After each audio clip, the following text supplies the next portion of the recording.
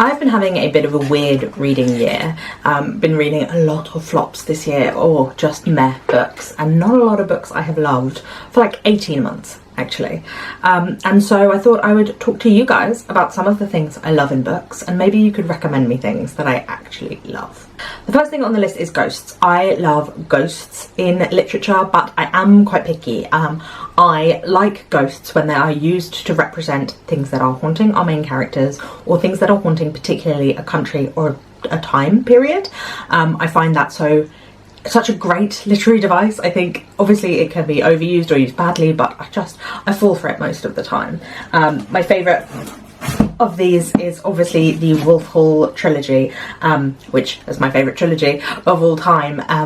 Thomas Cromwell, who this series is about, is haunted throughout it by the ghosts of his past, particularly Thomas Wolsey, Thomas More.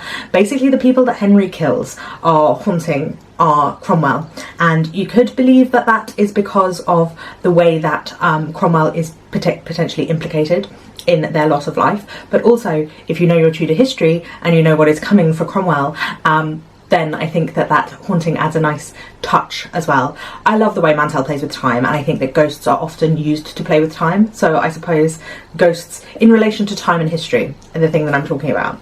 But I also love the ghosts in The Betrayed by Rhiannon Cartier-Melvin, which is about the Philippines in the year after the end of the Marcos regime, when everything has changed politically but nothing has changed at the same time, and the ghosts that one of the sisters see in here are kind of the ghosts haunting the Philippines, the history of the Philippines, both colonially and through this dictatorship, and the way that things, as I said, have not necessarily changed that much. So I think that ghosts can be used well politically as well. I also loved Build Your House Around My Body. This is definitely much more of a traditional ghost story. I really loved the way that they were used in here, and I did enjoy that in here. It was quite out there. It was also using ghosts in connection with Vietnamese kind of mythology around ghosts, which again, I like mythology and folklore, not retellings, but woven into stories.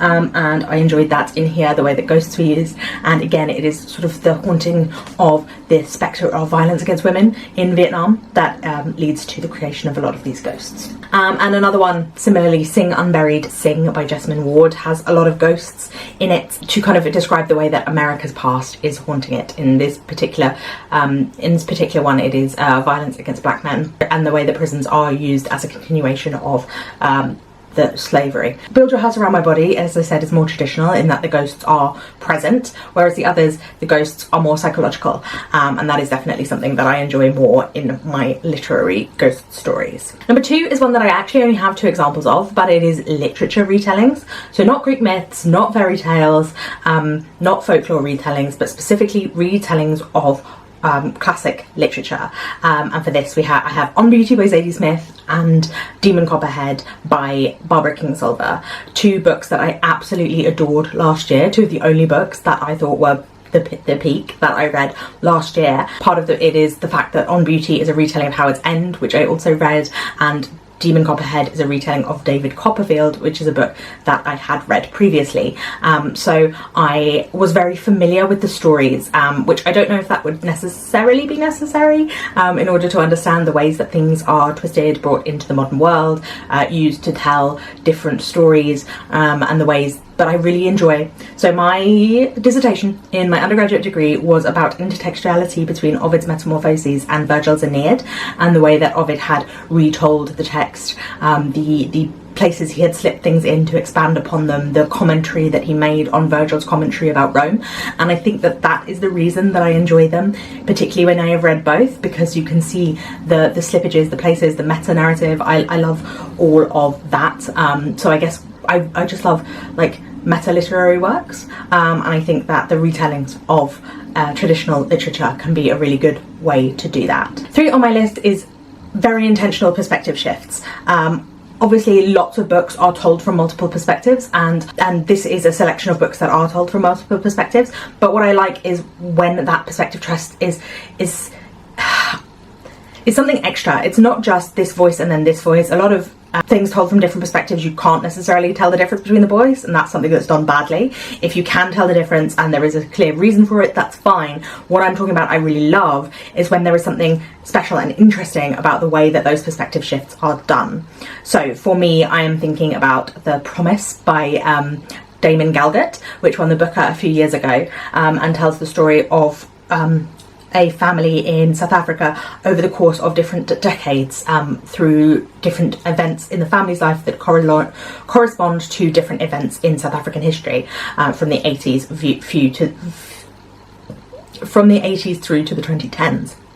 And the way that it is told is so interesting because it does tell you from the different perspectives of different members of this family, but it will be told in third person as if you're watching them, and then it will slip into first person to get their actual perspective and out again in a very fluid way. And at the moment of slippage, it will often talk in second person, introducing you, the reader, into the book, in a way that's implicating you in this history and your gaze into the story. And I just think it's so clever and so interestingly done and so darkly, bitingly funny, and I really love that.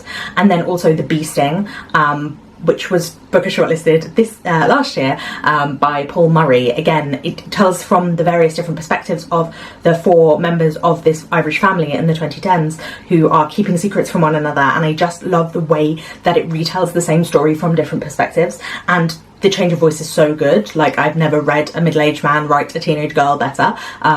He wrote teenage girls better than a lot of the middle-aged women books that I'm reading that are writing teenage girls' perspectives. Emotionally honest, and it didn't look down on the girl or also try to write up as if... It just felt like he was very familiar with the character he was writing. I liked the way that the perspective shifts got shorter and shorter and shorter, building this tension. I just thought it was masterfully done.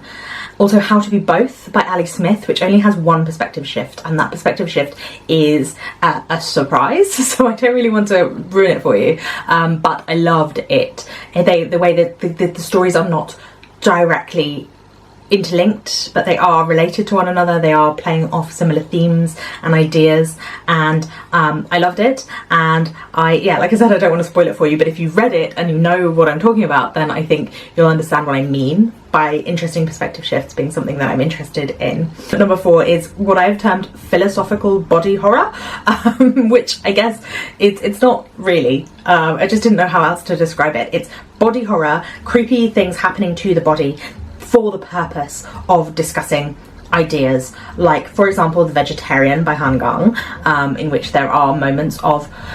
They're not really body horror in the terms of supernatural body horror, but they are horrific things happening to the body, which some of these are more in that line, and some of them are more like actual supernatural body horror, or to the extreme. But it is to talk about ideas about, like, women's place, violence against women, sex and sexuality. I think creepy sex is also something that I enjoy in books. Creepy sex, and like sex being made, the uncomfortableness of sex, and something that I enjoy in books as well, strangely enough. I just think it's such an interesting topic. The weird ways that people do something that is so like intrinsic and natural, but the ways that like power, gender, any sort of power structures are built into it, and the sort of taboo nature of it. And I think it's a really interesting topic, if it's done weirdly and creepily, rather than just sort of piningly. But anyway, the philosophical body horror, I also would say The Discomfort of Evening. Again, that is the horrible things that humans do to other humans, particularly sex related, but also there's other forms of violence in this that are really visceral. I think it is that kind of physical, visceral, detached, whether it's human body or animal body. I just find it so, like, it pushes me to that place of discomfort that I find can be, I don't want to say enjoyable, because I don't want to say that I'm like having a good time, having a fun time, but I definitely find engaging and thought-provoking. And I guess, like, you like to watch a horror film because you like to feel scared, I like to feel uncomfortable sometimes when I'm reading, and that's why I like to read these books. The Sailor Who Fell from Grace with the Sea is another one with this. This is by Yukio Mishima. He was a very strange man, I have recently found out, but I did enjoy this. Again, detached, uncomfortable, kind of horrible characters, and I find it super interesting. Our Wives Under the Sea again has that kind of, there is one moment in there involving an eyeball that, oh, it really made me feel not physically sick, but I was just like, that's uncomfortable. But I love that book for many reasons, but part of it is that feeling that I'm finding so hard to describe, but hopefully those like range of books will help you understand what I mean. Another thing I enjoy in books is politics or like social politics, ideas through conversation. People, characters discussing different perspectives on things, being hypocritical, being underinformed, interested and engaging, and having conversations so that there are multiple perspectives and multiple like frames of reference being included in the book, so that it doesn't feel like the book is being didactic or telling you what to think, but it is giving you a framing and lots of different ideas. Zadie Smith is someone that I think is really, really good at this, at giving her characters multiple different perspectives where you can understand lots of different people, but you can also see how everyone's being a hypocrite. You can also see the like nuances or the inconsistencies between different people's discussions. I think White Teeth was really good for this. But also I would say The Old Drift by Nawali Sapel, which is a Zambian book that tells the history of Zambia from like 1901 up into the future, and it has a lot of like Afrofuturism and also like a kind of a surrealist comedy that look at the communist leader in Zambia, sorry. It's a really darkly funny book that I really, really enjoyed, but I love the way that the conversation is used in that book. And I think it's really interesting when that is done well. I think Keeping the House by Tichi Chin is another one that had a lot of conversation in it, more social than political, but I really enjoyed it. The next category I have called Loveably Unlikable Characters, and I don't know if lovably is the right adjective here. Unlikable characters that I still enjoy, or unlikable characters that are just slightly flawed, but are like kind of amusing. The way that I think about this is Harold in On Beauty by Zadie Smith. He is unlikable. There is not as much redeeming about him as there is about the other characters who are also flawed but much more likable, but he is still such an interesting perspective to be in, and there is still something that warms you to him, even if all of his decisions and all of his thoughts and opinions you are against and disagree with vehemently.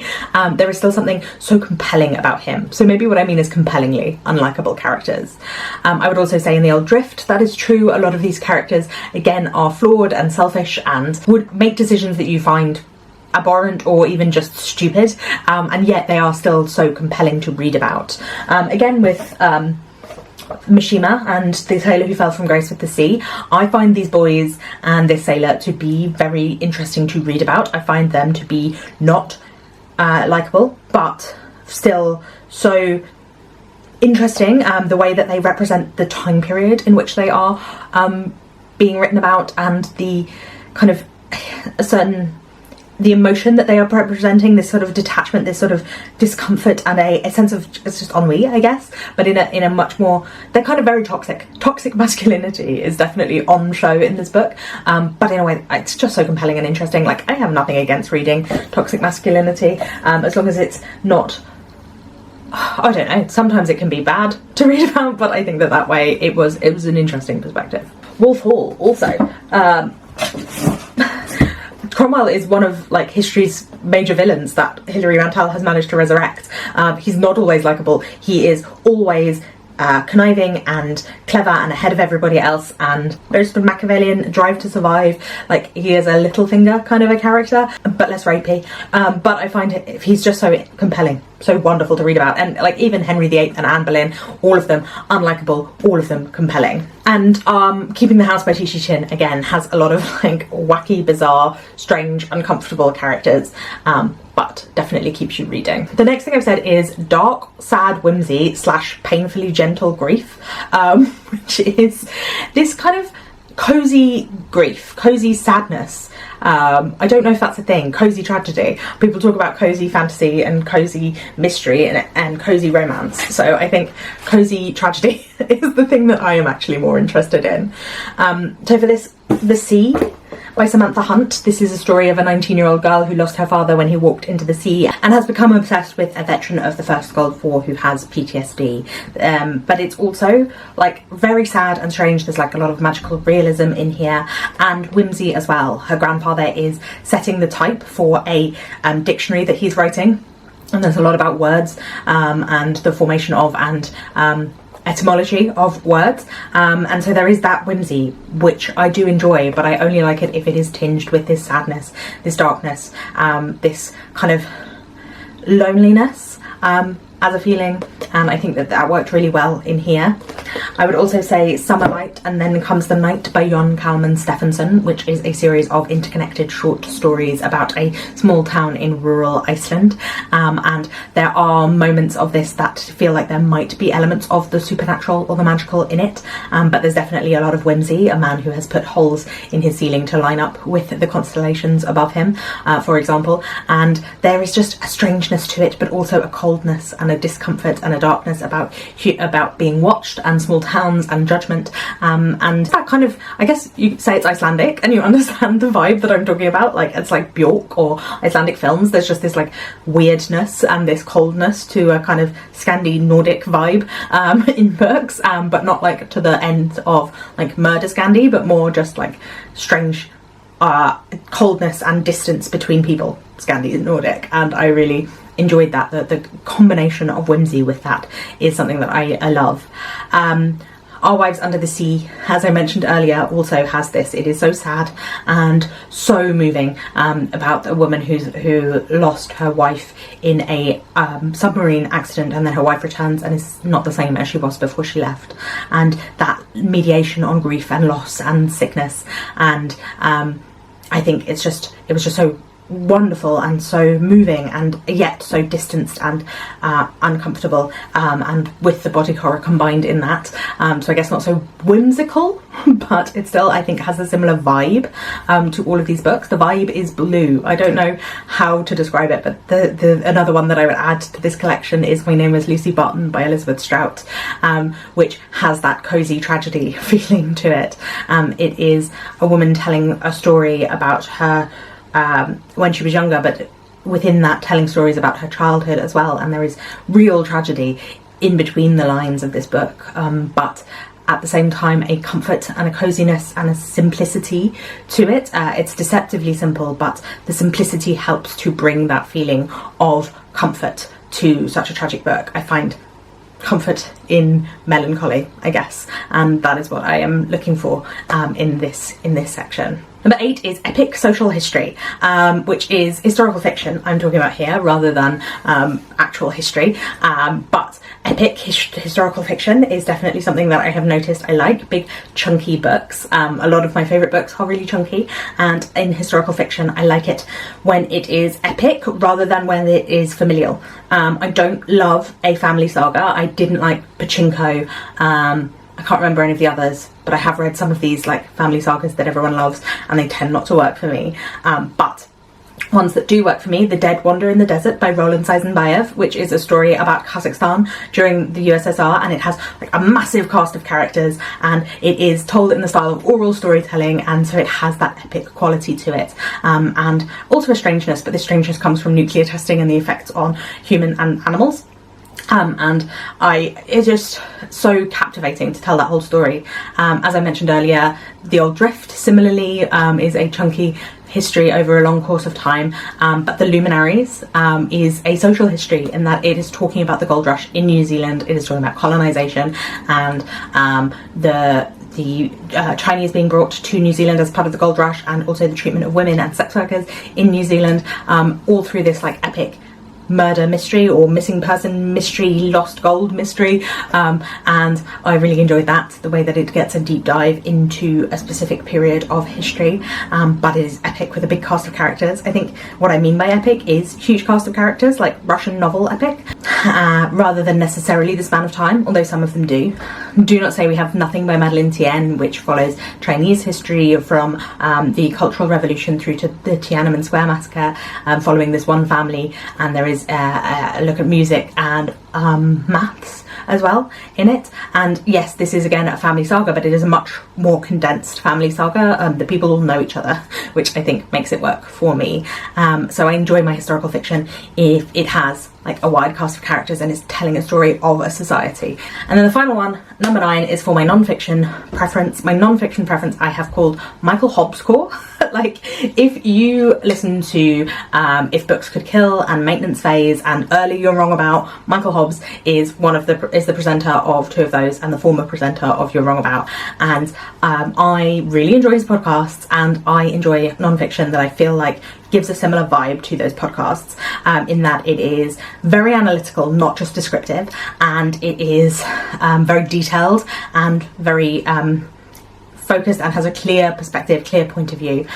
So for those, I would say This Changes Everything by Naomi Klein. I really enjoy Naomi Klein as a writer and the way she's able to synthesize story and data, and to make it compelling and to make it very readable, but not to let you down on the like methodology front or in the sources used front. Like, it's very rigorous and not quite academic in terms of the language. It's much more journalistic, but it does have that integrity to it, which I really enjoyed. Don't Touch My Hair by Emma Dabiri is similarly very, very analytical, goes a lot deeper. It is not just describing the situation, as a lot of the feminism and racial justice works that I see recommended and I read, and then I feel like they are very much primers, and that's not what I need. I want something that goes deeper without having to read academic texts for that, and so I think that Emma Dabiri is good at that. And also Empire of Pain by Patrick Radden Keefe, so well sourced and so well told as a story. I think those are the three things I need is analysis, not just description, really compelling storytelling or journalistic storytelling, and really well like sourced and researched, and feels like it's really well researched. So those three books I would say fall on my list for the non-fiction that I prefer. I want it to be readable, but I don't want it to be easy. So you can take all of those books as recommendations. They are all books that I have loved, that I have read in the past, and if you have recommendations for me in any of those categories, maybe spanning a couple of categories, leave them in the comments below. I would love to hear from you. My name's Roisin. If you're new here, thank you very much for watching. I will see you again soon. Bye bye.